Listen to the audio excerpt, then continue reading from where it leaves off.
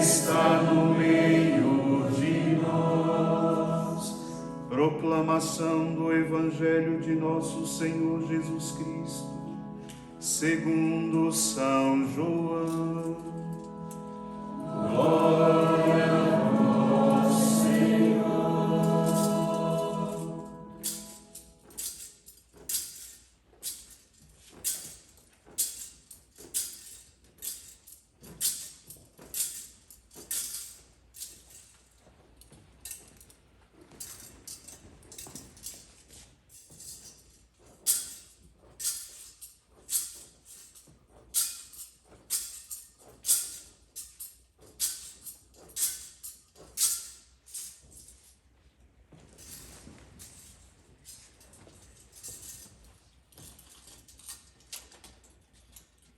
Ao anoitecer daquele dia, o primeiro da semana, estando fechadas por medo dos judeus as portas do lugar onde os discípulos se encontravam, Jesus entrou e, pondo-se no meio deles, disse: A paz esteja convosco. Depois destas palavras, mostrou-lhes as mãos e o lado. Então os discípulos se alegraram por verem o Senhor. Novamente Jesus disse: A paz esteja convosco. Como o Pai me enviou, também eu vos envio. E depois de ter dito isto, soprou sobre eles e disse: Recebei o Espírito Santo. A quem perdoardes os pecados, eles lhes serão perdoados. A quem os não perdoardes, eles lhes serão retidos. Tomé, chamado Dídimo, que era um dos 12, não estava com eles quando Jesus veio. Os outros discípulos contaram-lhe depois: Vimos o Senhor. Mas Tomé disse-lhes: Se eu não vir a marca dos pregos em suas mãos, se eu não puser o dedo nas marcas dos pregos e não puser a mão no seu lado, não acreditarei. 8 dias depois encontravam-se os discípulos novamente reunidos em casa, e Tomé estava com eles. Estando fechadas as portas, Jesus entrou, pôs-se no meio deles e disse: A paz esteja convosco. Depois disse a Tomé: Põe o teu dedo aqui e olha as minhas mãos.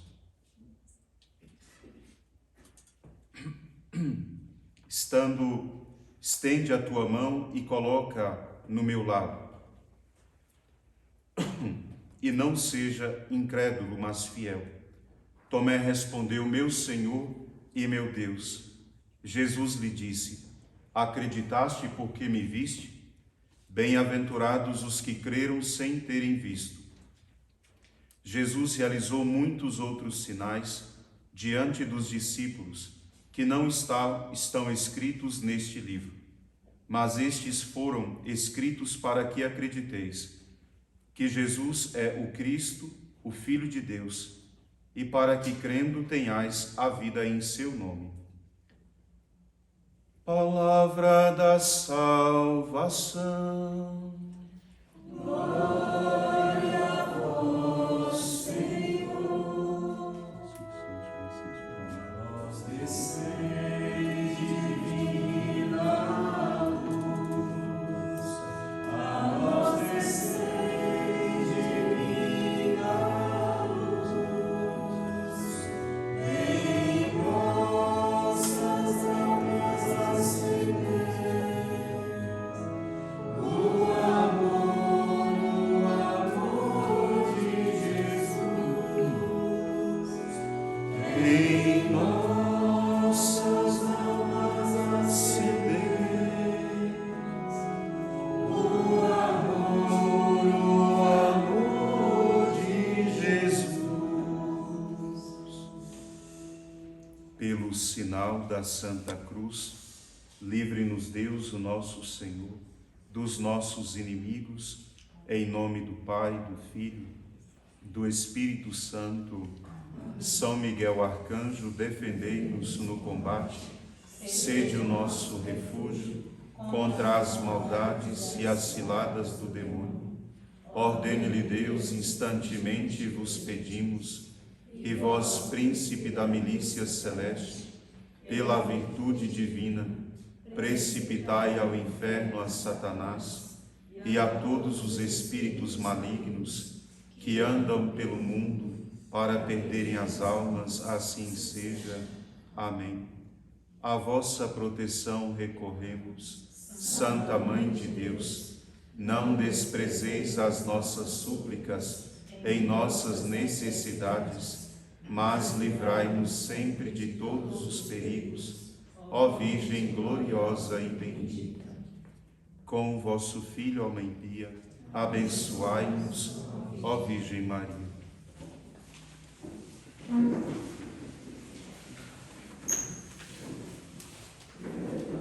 Filhos e filhas, nós celebramos hoje a renovação dos votos da irmã Teresa Maria da Santa Cruz e irmã Clara Maria do Santíssimo Sacramento.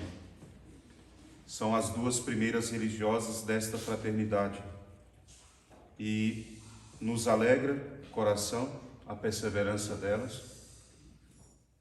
E nesta Santa Missa eu quero pedir a Nosso Senhor que disponham para nós as novas vocações, agora que o Senhor nos dê a maturidade para recebê-las. Nós estamos falando do estado de vida chamado estado de perfeição. Nós sabemos que toda a perfeição consiste no amor, e o desejo do amor é unir as vontades daqueles que se amam. A única função do amor é gerar esta comunhão. Nosso Senhor chamou a vida religiosa para o estado de perfeição, que é exatamente a busca constante da união das vontades em amor, para que ela seja no mundo um sinal do amor dele. A vida religiosa não é mais do que a busca por chegar à perfeição da caridade, à perfeição do amor. Não queira conhecer um religioso pelas obras que ele construiu, porque as obras que um religioso construiu, elas são frutos da providência divina, não são ação dele. Ele é um instrumento, como dizia o Padre Pio. Eu sou um espectador da graça de Deus, ele dizia.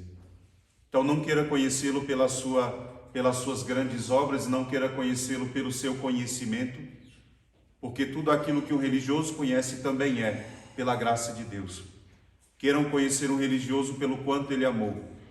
O que dá identidade a um religioso, verdadeiramente, é o amor que ele deixou na terra, no coração das pessoas.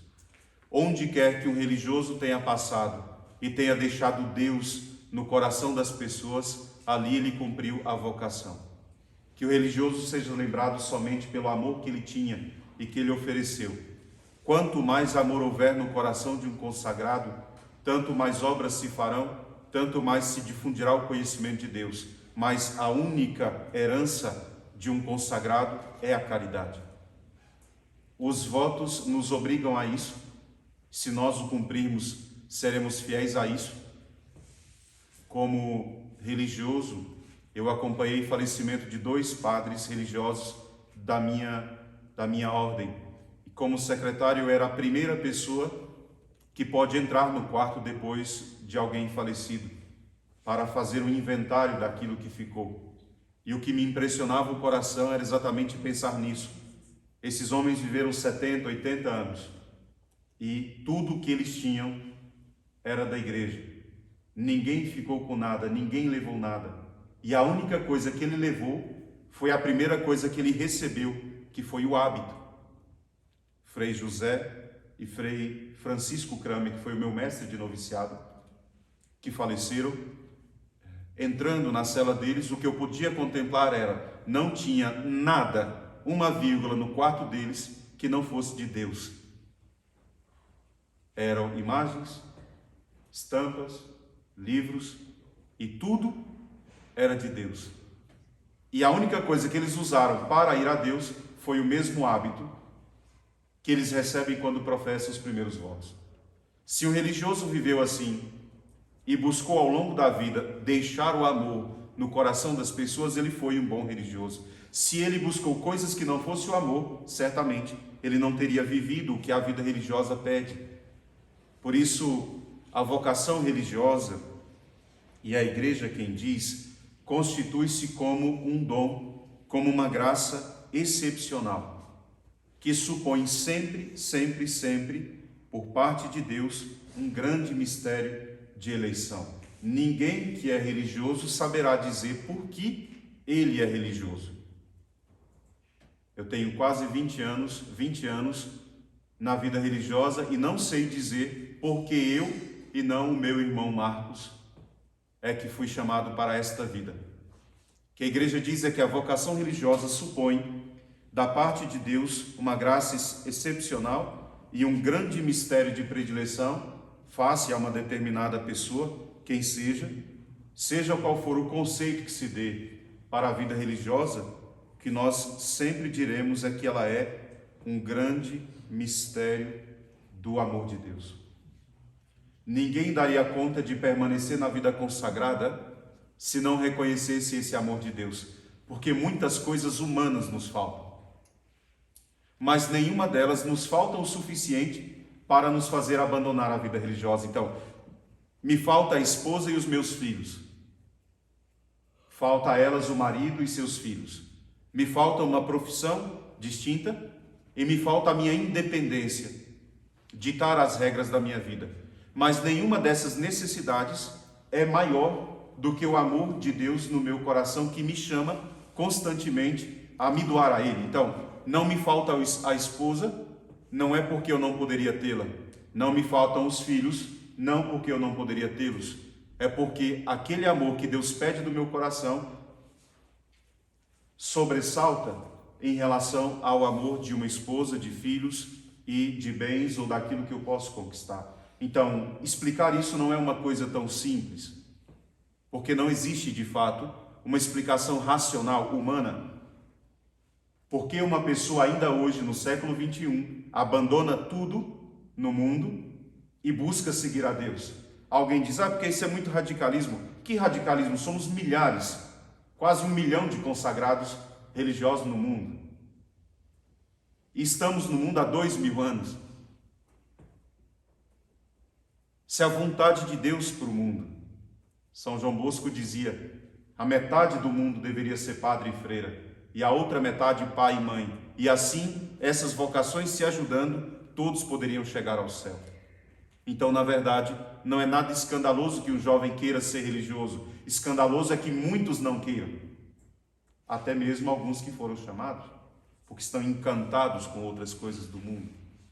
Portanto, em primeiríssimo lugar, nós entendemos a vida religiosa como um abismo de amor, que a igreja diz seletivo da parte de Deus, e isso implica no seu maior bem, entre os seus maiores bens. Ou seja, Deus é que escolhe. Nós só podemos dizer sim a Ele ou não a Ele, porque nós somos livres para isso. Mas quem escolhe é Deus nosso Senhor. Então a vocação é um dom sublime, quando nós podemos conhecê-lo antes, ainda quando crianças. Seria maravilhoso, porque a vida religiosa é assim. Quando você descobre esta vocação e começa a vivê-la, você começa a viver o chamado estado de perfeição, que é a busca da caridade. Então pensem vocês, quanto antes alguém discernisse a vocação religiosa, tanto antes ela poderia amar, e amar, e amar. Então cresceríamos muito, e muito rapidamente. E o que tem acontecido hoje não é isso. Ou seja, as pessoas têm descoberto muito tarde e já tendo amado tantas outras coisas antes de Deus, nosso Senhor. Se existe uma vocação em alguém, esta vocação nasceu na eternidade, quando Deus criou. A vida religiosa não é que hoje Deus chegou aqui e me chamou. Deus me fez reconhecer o chamado. Mas a eleição para a vida religiosa não nasce agora quando Ele chama, mas é desde toda a eternidade, quando Ele cria. Então, se eu tenho um jovem, se eu tenho as irmãs, se eu tenho jovens que entram para a vida consagrada, não é que eles ficaram encantados com o presente e achou muito bonito e agora quer seguir. O que pode ter acontecido é que Deus permitiu que ele reconhecesse um chamado no tempo, porque o chamado é desde toda a eternidade. Deus não chama novos padres ou novas freiras porque estão faltando padres no mundo. Deus já tinha pensado a quantidade de padres e freiras que seriam necessários para o mundo. É verdade que hoje existe um pecado que pode romper com a vontade de Deus em relação a isso, que é o pecado do aborto, que impede os filhos de crescerem e, portanto, viverem a vocação. O grande impedimento para a vontade de Deus se realizar nas vocações é o pecado gravíssimo do aborto. Mas, de resto, a vocação das minhas irmãs, ela existia em Deus desde toda a eternidade. E elas reconheceram essa vocação no tempo da vida delas. Quando crianças, quando jovens, quando adultas. Isso é importante reconhecer porque não estão faltando vocações no mundo. Está faltando é o reconhecimento do chamado. Porque tem pessoas com 50 anos que foram chamados a serem padres ou freiras, estão gastando a vida no mundo ainda, sem ter encontrado o amor da vida delas e perseguindo algum tipo de amor que nada preenche. Conhecem aquelas pessoas que buscam amor como quem busca água no pote? E por mais que experimente várias relações, nenhuma delas é suficiente, porque na verdade talvez o coração dela pede um amor que um homem não é capaz de dar. Só que ela não sabe disso. Não sabe porque ninguém nunca explicou. Portanto, reconhecer a vocação é ter a grande graça de descobrir também o modo de amar verdadeiramente.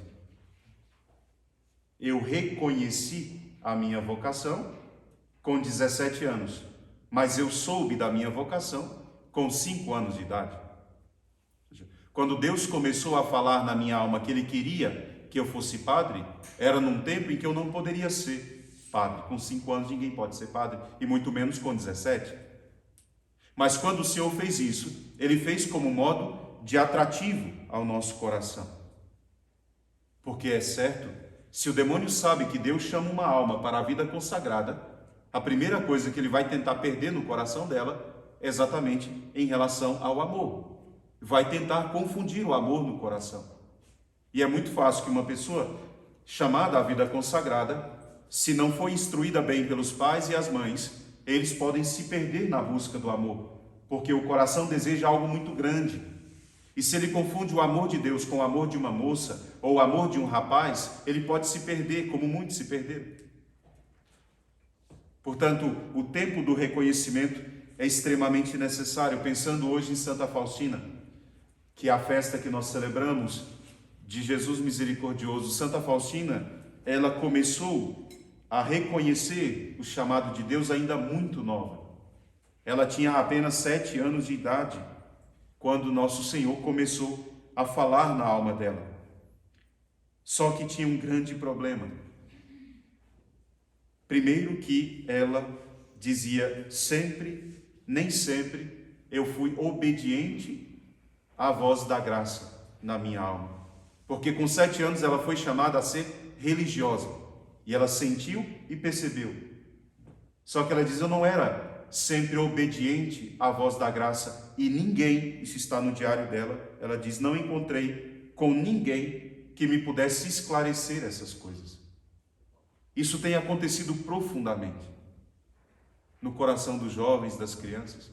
Elas têm um desejo por coisas maiores. O pai e a mãe não sabem o que é e começam a achar que são coisas maiores do mundo. Então começa a preenchê-lo de todos os cursos e todas as faculdades que ele pudesse fazer. Então o menino tem 12 anos, ele já faz inglês, francês, espanhol, e ele vai estudando. Quanto mais ele manifesta desejo, mais os pais empurram o coração deles para os bens do mundo. Quantos mais os filhos se mostram desejosos de coisas grandes, mais os pais, sem compreender nada, empurram ele para as coisas do mundo, pensando que ele vai ser alguém grande no mundo. Veja, Deus não escolhe o resto. Deus escolhe aqueles que Ele sabe que dará o coração e a vida por Ele. Por isso, os jovens que têm chamado para a vocação, eles são jovens inteligentes, eles querem coisas maiores. O mundo os confunde. E muitas vezes dão para ele discernimento que não é verdadeiro. A vida do mundo preencheu o coração dos jovens até pelo menos aos 18 anos de idade. Até os 18 anos de idade, um jovem não pensa outra coisa que não seja terminar o 2º grau. E quando ele chega dos 17 para os 18, ele entra em desespero para saber qual faculdade ele vai fazer. Pergunto, quando é que ele vai escutar Deus falando na alma dele que Deus o quer como consagrado? Quando ele for velho? depois que ele tiver amado tudo antes de Deus? Para que o demônio venha depois e o incite, dizendo: você não tem mérito nenhum para ser religioso, você não merece, você não é digno, porque você já fez isso, já pecou nisso. E com Santa Faustina aconteceu isso. Quando ela fez 17 anos, ela pediu à mãe: deixa eu ir. Pediu ao pai: deixa eu ir para a vida religiosa. Os pais disseram não. Não. E ela mesma diz no diário: quando os meus pais disseram não, eu comecei a me interessar pelas coisas do mundo, pelas vaidades. E um dia, e eu vou ler esse relato que está no diário dela, um dia Santa Faustina vai para um baile, para uma festa, buscando sempre o amor, porque é assim. Um religioso só deseja uma coisa: amar, amar, amar. E ele não sabe explicar por que é tão grande o desejo. E ninguém consegue preencher o desejo. É fácil discernir se alguém tem vocação. Basta ver o quanto ele quer amar e o quanto alguém é capaz de preencher esse amor. Nem que existisse 1000 esposas, não seria capaz de preencher o tanto de amor que o meu coração queria amar. Ou 1000 esposos. Porque não se trata de uma pessoa. Se trata do infinito amor de Deus que quer ser amado por mim. E ele chama, e ele incita, ao ponto de uma religiosa dizer: eu quero morrer de amor, como Santa Teresa. Santa Faustina diz: então, um dia eu fui para o baile com as minhas amigas. Numa ocasião estava com minhas irmãs num baile, quando todos se divertiam a valer. Ela escreve isso: a minha alma sentia tormentos interiores. Por quê? Quem foi chamado por Deus a um amor maior, ele pode até tentar se enganar com os amores no mundo, mas no coração dele, na alma dele, a inquietação é profunda, a angústia é profunda, porque ele não sabe explicar. E ela diz: na minha alma eu sentia tormentos. No momento em que comecei a dançar, até de dançar ela gostava. Para quem queria ser freira com 7 anos de idade, agora ela queria dançar e ir para as festas. Quando comecei a dançar, de repente, vi Jesus ao meu lado, Jesus sofredor, Jesus despojado de suas vestes, todo coberto de chagas, e que me disse estas palavras: até quando hei de ter paciência contigo, e até quando tu me desiludirás? Como alguém que está esperando ser amado, né? Neste momento parou a música encantadora, não vi mais as pessoas que comigo estavam, somente Jesus e eu permanecíamos ali. Sentei-me ao lado da minha irmã, disfarçando com uma dor de cabeça aquilo que se passava comigo. Em seguida deixei discretamente os que me acompanhavam e fui para a catedral, fui para a igreja. Já começava a entardecer, havia poucas pessoas na catedral. Sem prestar atenção a nada do que corria à minha volta, caí de bruços diante do Santíssimo Sacramento e pedi ao Senhor que me desse a conhecer o que devia fazer, o que devia seguir. Filhos, alguém que foi chamado para a vida consagrada só encontra paz no coração quando ele começa o caminho. Não existe essa história de que o amor do mundo pode preencher tudo o que falta num coração. Um coração que deseja a vida consagrada, que foi chamada para ela, ele não se aquieta enquanto não iniciar o seu caminho vocacional. E a vida vocacional de um religioso é o tempo todo o coração desejando mais. E a única coisa que nos impede de avançar são as nossas imperfeições e os nossos pecados. Por isso o religioso tem que estar adornado de muitas virtudes. E eu quero ler uma carta para vocês, uma carta que Santa Catarina de Sena, que foi uma grande santa, escreveu para uma religiosa que ia fazer votos perpétuos, dizendo a ela como ela deveria se ornar das virtudes para ser uma esposa de Cristo. Porque a religiosa e é somente isso que ela foi chamada a ser. Então Santa Catarina de Sena escreve para ela dizendo qual deveria ser o ornamento da esposa de Cristo. E me chamou a atenção porque faz referência a algo que nós vivemos na fraternidade. Ela diz assim: tu sabes, minha diletíssima filha, que a esposa se adorna e se veste, enfeita-se com capricho e usa a cor vermelha. Ela diz: a esposa de Cristo usa a cor vermelha para agradar ao esposo. Quero que faças o mesmo, dizendo para aquela irmã que ela deveria se revestir de um manto vermelho, que uses a veste da caridade.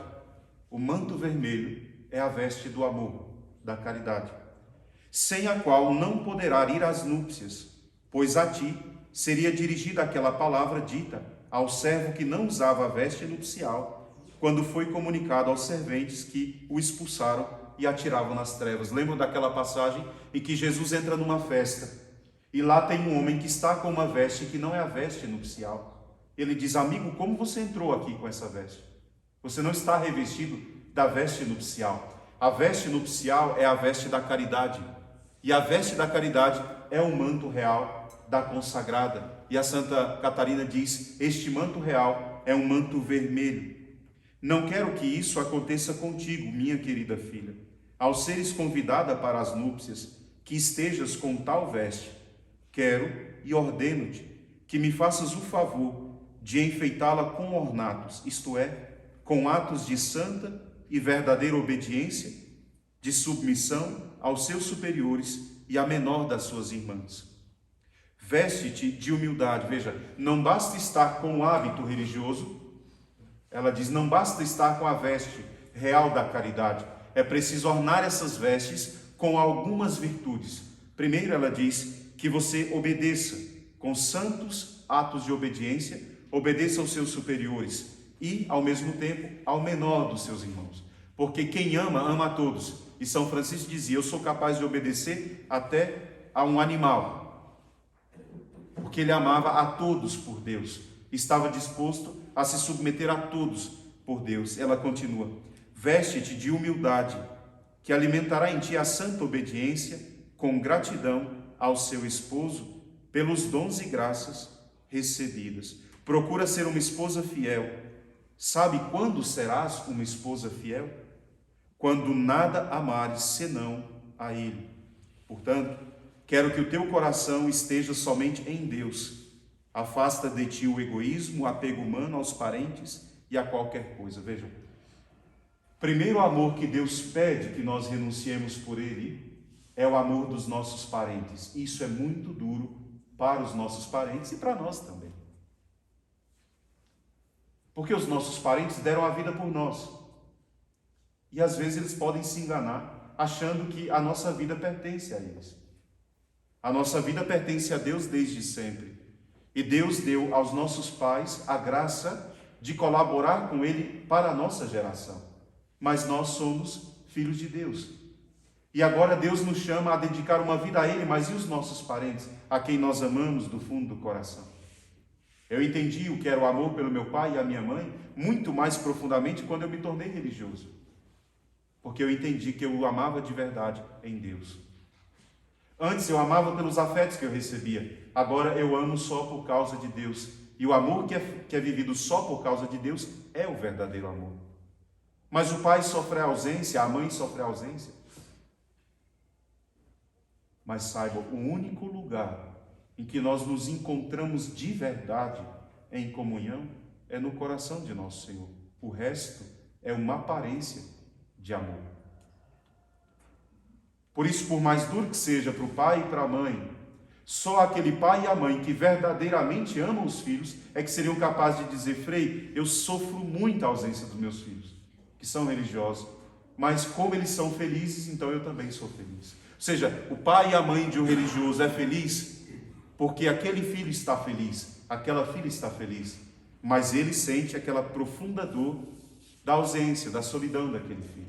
Mas saibam, não é uma dor que mata, é uma dor que faz aumentar a caridade, o amor de Deus. Portanto, ela dizia: abandona, sem temer a vida ou a morte, vestida de amor, coloca-te nas mãos do teu eterno esposo, entrega-te à sua vontade e que ele faça e desfaça de ti para a sua glória e para o seu maior bem. Então ela termina a carta dizendo para essa irmã: nada mais eu acrescento, porque eu disse no início da homilia, a religiosa vive vestida da caridade. porque é a única coisa que ela busca. Se ela buscou amar, nada faltaria. Ela termina dizendo: nada mais acrescento. Permanece no santo e doce amor de Deus. Jesus doce, Jesus amor.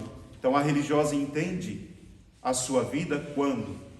Quando ela entende que a vocação dela é amar. Eu sei que na vida religiosa nós fazemos muitas coisas que nós não queremos.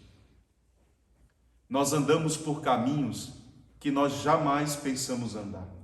E nós fazemos coisas jamais imaginadas na nossa vida. Em 20 anos, eu fiz tantos caminhos e tantas experiências que, se eu soubesse lá no início, talvez eu temesse muito e não tivesse a coragem de me dar a Deus. Mas em nenhuma delas Deus me deixou desconfiar do amor dele. Eu penso nos jovens que com 18, 19 anos, como eu, quis iniciar esta caminhada.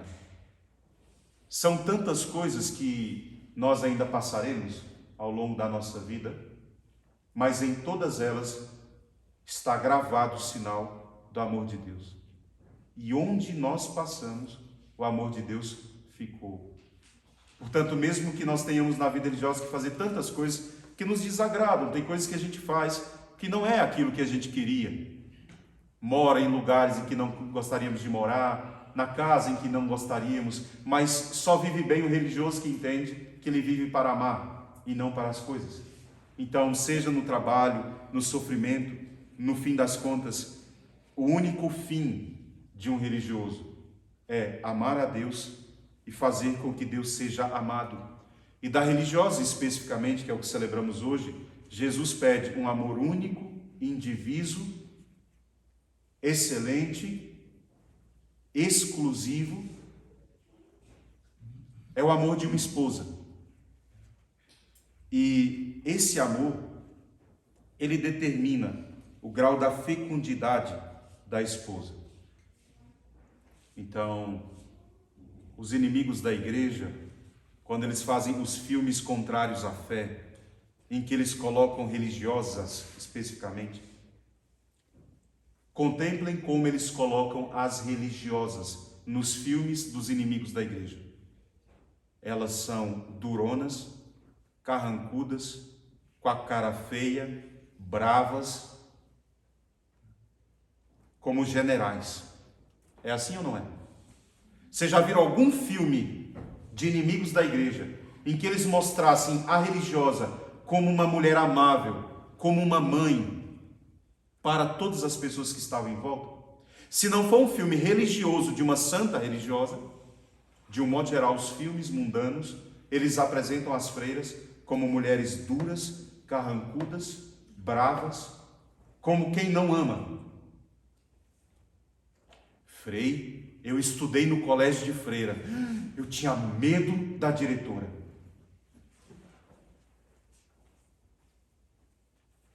Esta figura da religiosa que o mundo apresenta, ela desfigura tudo o que uma religiosa é. Porque a verdadeira religiosa é a mãe das almas. Ela ama a todos indistintamente. E para todos ela quer se dar um pouco, como uma mãe ama os filhos. Então, uma verdadeira freira que se entendeu esposa de Cristo, ela ama como Cristo ama. E Cristo ama desejando salvar a todos e cuidar de todos. Então ela não se cansa. A verdadeira religiosa é como uma Santa Dulce, que ia cuidar dos pobres. Aí vinha o prefeito da cidade: você não pode ficar aí, irmã. Então eu vou para outro lugar. Ia para outro lugar, o prefeito ia atrás. Mas aqui você não pode, porque aqui é o lugar. Então arruma um lugar para eu colocar meus pobres, porque deles eu não abro mão. Ou seja, a religiosa, ela ama por amor de Cristo a todas as almas que Cristo tem enviado. Porque o fim da vida religiosa é a caridade. Então não existe essa expressão de uma freira carrancuda, brava, que impede o amor de ser transmitido. Se isso acontecesse, esta freira não é freira. E não deveria estar na vida consagrada. Por quê? Porque o fim da vida dela não é esse. Não é colocar ninguém num quadrado e fazê-los obedecer. É dar a vida por eles como nosso Senhor deu, já que ela é esposa dele. Então, nossa Mãe Santa Maria Madalena, que é a mãe espiritual desse carisma, ela é essa mulher. Ela é aquela que reconheceu o amor, saiu da sua vida passada de pecado, de vaidade, de coisas mundanas, viveu ao lado desse amor, que é Jesus, e quando Jesus vai ao céu, ela pensa em difundir esse amor dele pelos 4 cantos do mundo. Ela evangeliza o sul da França, e por isso a França é chamada, né, o país do amor, a língua do amor. Talvez seja por causa de Santa Maria Madalena, né? Só que não era suficiente para ela. Depois de ter pregado sobre o amor, ela diz, mas não basta, eu quero viver só com ele. E Santa Maria Madalena se reclusou numa gruta e viveu ali o resto da vida dela contemplando o mistério do amor de Deus por ela, porque ela não queria mais nada, ela não queria converter ninguém, não queria fazer nada, evangelizar, ela já tinha feito, mas em tudo aquilo ela via que o que ela queria era ainda muito maior. Hoje tem uma irmã que cuida da liturgia, que dá formação para outra, a outra que cuida do dinheiro, pensa. Tem que pedir doação, tem que ir atrás, tem que reclamar, tem que brigar e tudo. Só que isso é só uma necessidade. Se o que elas vivem não é o amor, nada disso que elas fazem serviria para Deus. Portanto, elas fazem e fazem por amor. Quando a irmã de Santa Clara entrou no convento, a Santa Inês, porque Santa Clara teve a mãe dela, a irmã dela, a prima, tudo como freira dela. Aí pensa, Santa Clara era a filha e passou a ser a mãe da própria mãe dela. Santa Clara era irmã e passou a ser a mãe da própria irmã. Santa Clara era a madre, a mãe do convento. E ela escreve uma carta para Santa Inês, para a irmã dela, falando, olha, eu sei que você deixou tudo por Jesus. Então saiba que tendo deixado tudo por nosso Senhor, falando da eleição que Jesus tinha feito ao coração dela, disse a ela, amando a Ele, você será casta, tocando a Ele, porque a esposa toca o esposo, tornar-vos-ei limpa, acolhendo a Ele, você será virgem. Seu poder, o poder desse esposo é muito mais forte. A generosidade desse esposo muito mais elevada. O seu aspecto, a sua aparência é muito mais bela. A mulher casa com um homem bonito, passa ali um pouco de tempo, esse homem vai ficando feio, velho, rabugento, careca. Frei, meu Deus, meu marido não cuida da aparência dele. Ela diz, o aspecto dele é o mais belo, o amor é o mais suave, e toda a graça da pessoa dele é mais elegante do que todos os esposos. Então ela diz, ele é o esposo dos esposos, é o mais belo entre os filhos dos homens, que aquilo que ela estava escolhendo, portanto, Santa Clara dizia, era ser esposa do Altíssimo Rei, ela dizia. Então tudo aquilo que você deixa, nada é comparável àquilo que você escolhe. Se tem alguém no mundo pensando, tadinha da freira, não encontrou marido, foi por isso que ela virou freira.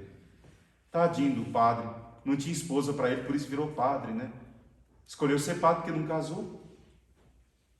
Eu não tenho e nem terei na minha comunidade ninguém que venha aqui e diga, minha vida no mundo não deu certo, por isso que eu estou aqui.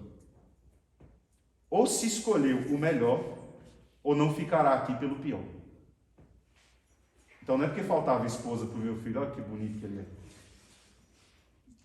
E é bonito. Eu vou ter que tomar cuidado, né? Minhas freiras, dedicadas, capazes de amar, que marido que não quer uma esposa limpa, educada, madura, porque o que tem de mulher infantil no mundo não está escrito, capazes de serem mães, capazes de cuidar. Quem é que não quer? Pode ser carequinho, meio gordinho, mas não é que falta pretendente. Se um homem sabe amar, se ele tem palavras doces, se aquilo que ele fala é maduro, se aquilo que ele fala é estável, se ele representa estabilidade, quem é que não quer? Um monte de homem e criança no mundo que tem aí. Nosso Senhor não escolheu quem não servia para o mundo. Nosso Senhor selecionou para ele aqueles que ele queria edificar. É diferente. Então Santa Clara diz para a irmã dela: você não está perdendo nada, você está ganhando o melhor dos maridos, ela diz, né? Numa carta de Santa Catarina de Sena, ela também diz isso. Se trata de um esposo rei, se veste com as roupas de uma rainha. Não pode ser inferior. Se as minhas freiras usam um manto vermelho sobre si, e nós dizíamos que esse era o manto real do sofrimento de Cristo, é porque a Santa Catarina de Sena também disse isso. Veste-te com as vestes dele. Quando ela o vê despojado. Santa Faustina o vê despojado, sangrando. É a veste de Cristo. E o leito nupcial da freira, nós dizíamos no ano passado, é a cruz.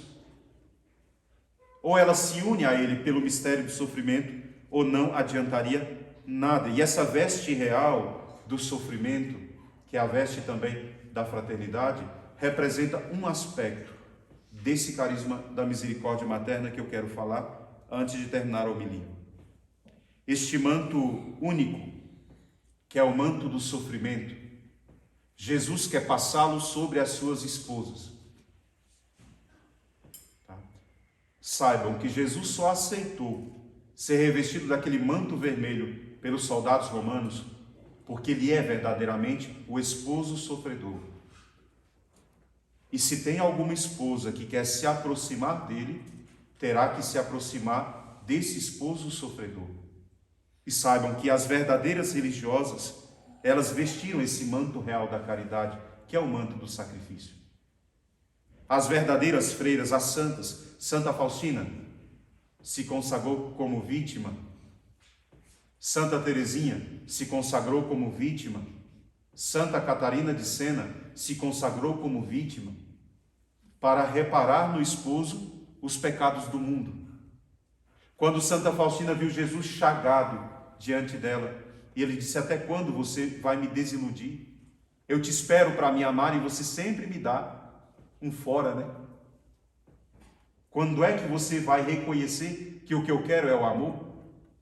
E aí tudo perdeu a graça para ela em vão. O esposo dela estava ferido, chagado. Portanto, esse manto de caridade, ele se revela lá na paixão da cruz de Nosso Senhor, onde os esposos se unem. São Francisco de Sales é quem disse: o altar da cruz é o altar dos amantes, a montanha daqueles que se amam. A primeira esposa que não era virgem, que estava lá, era Santa Maria Madalena. A primeira esposa de Cristo é Nossa Senhora. Ela é mãe, esposa e filha. A segunda era Santa Maria Madalena. Estava ali, diante dele. Se alguém poderia dizer quem foi a primeira religiosa do mundo, eu diria Santa Maria Madalena. Ela é a primeira freira, se pudesse dizer. Porque ela se revestiu do manto da caridade dele. Portanto, se oferecer com Cristo pelas almas é a missão de uma religiosa. E no caso das nossas freiras, também pelas almas, especificamente pelas almas sacerdotais. As freiras se consagram para serem mães espirituais pelos sacerdotes. Jesus disse a Santa Faustina: eu necessito de sacrifício. Jesus é quem diz, está no diário. Eu necessito de sacrifício repleto de amor, porque apenas este tem valor diante de mim. Então, se uma freira quer ser freira, não pense que é a escola que ela fundou, as creches, as obras de caridade que satisfarão o coração de Jesus. O coração de Jesus se satisfaz, ele disse, por aqueles sofrimentos repletos de amor. Grandes são as dívidas contraídas pelo mundo diante de mim. Podem pagá-las somente as almas puras, pelo sacrifício, praticando a misericórdia em espírito. É o que ele pede das religiosas. Quando uma freira entende isso, acontece esse testemunho que eu vou dar de duas santas e termino, que é Santa Teresinha do Menino Jesus e Santa Clara de Assis. Nossa mãe Santa Clara, ela nutriu um ardente amor por Jesus crucificado e por causa disso Jesus a escolheu para padecer com ele, e ela viveu doente 27 anos de cama. Isso não impediu a ela de servir a ele. Então Santa Clara viveu o mistério de ser esposa, e ela era uma esposa sofredora e pobre, porque ela quis o privilégio de ser pobre. Então o manto real de Santa Clara é revestido da virtude da pobreza, que para ela era a caridade. Então ela escreve para as suas filhas. E Santa Clara era muito familiar, os escritos dela diz, ao mistério da paixão, e auria muitas graças das chagas. Ela tinha uma devoção pelas chagas de Nosso Senhor, inclusive fazia uma determinada oração específica. Então Jesus dava a ela esses sinais de alegria e gozo quando ela contemplava o sofrimento dele. Então ela diz, embriagavam veementemente as lágrimas, né, de Santa Clara, e a memória dela reproduzia aquele amor que lhe gravava no fundo do coração, o amor de Jesus crucificado. Então às vezes ela parava e entrava em êxtase, ou então derramavam rios de lágrimas, não é? Por causa daquele amor de Jesus lá na cruz, porque a freira, ela está ali, lá é o lugar dela. Então ela dizia para as noviças, chorar o crucificado, dando junto o exemplo. Então ela ensinava para aquelas que iam se tornar freiras, porque a noviça é aquela que vai se tornar freira. Então ela dizia, chorem Jesus crucificado, chorem a ele. Muitas vezes, ao exortá-las, e isso em particular, vinham nela também as lágrimas. Entre as horas do dia, a hora que mais tocava o coração de Santa Clara era entre a sexta e a nona, ou seja, entre o meio-dia e as 3 da tarde. Era a hora que mais tocava o coração dela para imolar-se com o Senhor imolado. Uma vez rezava na cela a hora nona, a hora da misericórdia, que é às 3 da tarde. Santa Clara rezava esta hora e então o demônio apareceu, o diabo apareceu e deu uma bofetada no rosto dela, né? E ficou inchado, com o olho no sangue, né? Para nutrir a alma, sem cessar as delícias do crucificado, ela ruminava frequentemente a oração das 5 chagas. Então, Santa Clara fazia uma oração dedicada às 5 chagas de Nosso Senhor. São Francisco tinha feito o ofício da cruz, e Santa Clara aprendeu esse ofício e o rezava, repetia sempre. Cingia por baixo da roupa, sobre a carne, uma cordinha com 13 nós, que dizia ser a lembrança das feridas secretas de Jesus, porque Jesus foi chagado no exterior, mas Jesus diz que tinha feridas ocultas no corpo dele, que causavam profundas dores ao coração dele, e essas feridas ninguém sabe quem é. Santa Clara era devota dessas feridas e usava o cilício, né, se mortificava. Santa Teresinha, que é uma grande mãe para o nosso coração, ela querendo se unir definitivamente ao sofrimento de Cristo, porque Santa Teresinha, com 24 anos, ela morreu. Antes disso, ela perguntava qual era a minha vocação. E ela descobriu, minha vocação é o amor. Quando ela descobriu que a vocação dela era o amor, ela quis começar a oferecer sacrifícios por aqueles que tinham a missão de evangelizar, porque ela era monja, não saía do mosteiro. E que eles conseguissem tocar com o amor no coração das pessoas. Então Santa Teresinha rezava por mim, quando ela fez essa consagração. Para que os sacerdotes, os padres, os missionários, quando pregassem sobre o amor de Deus, pudessem tocar o coração de quem ouvia. Então ela, depois de descobrir qual era a vocação, ela resolve se consagrar a Jesus como vítima do amor.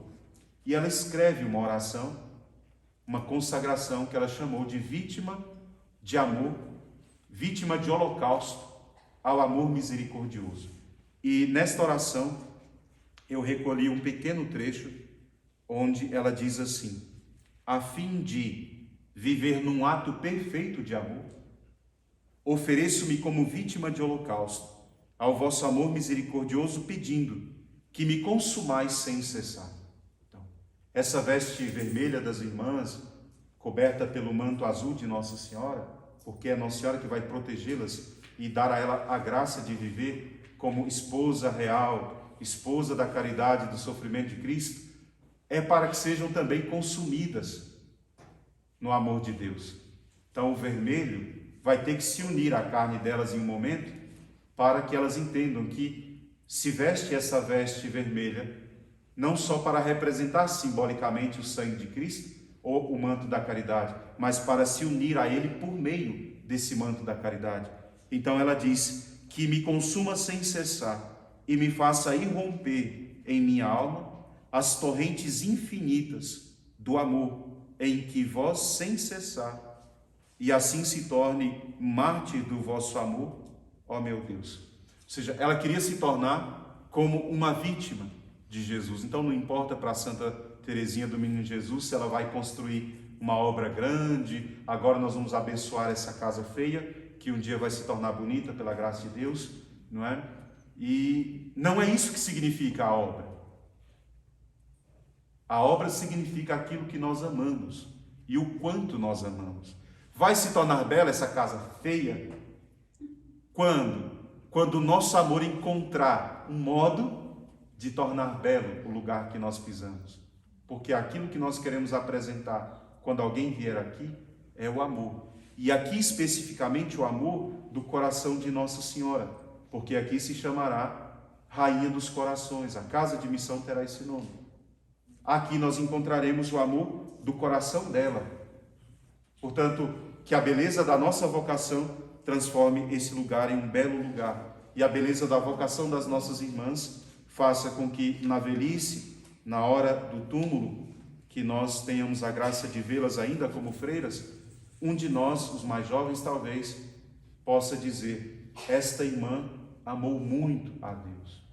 Mas o que ela fez? Ela amou muito a Deus. Mas o que ela construiu? Ela amou muito a Deus. Porque se for assim, terá valido toda a consagração das minhas irmãs. Se não for assim, será só mais uma estátua de algum ídolo mundano para representar a casa que elas construíram, o convento que elas deixaram, alguma placa com algum nome. Como tem lá na paróquia de vocês, tantas placas com nome de pessoas que passaram lá. Ou praças no mundo com imagens de homens que construíram aquela praça, construíram aquele museu ou alguma obra. A obra da vida consagrada é, portanto, a caridade, o amor. Louvado seja nosso Senhor Jesus Cristo. Para sempre seja louvado. Sua mãe, Maria Santíssima.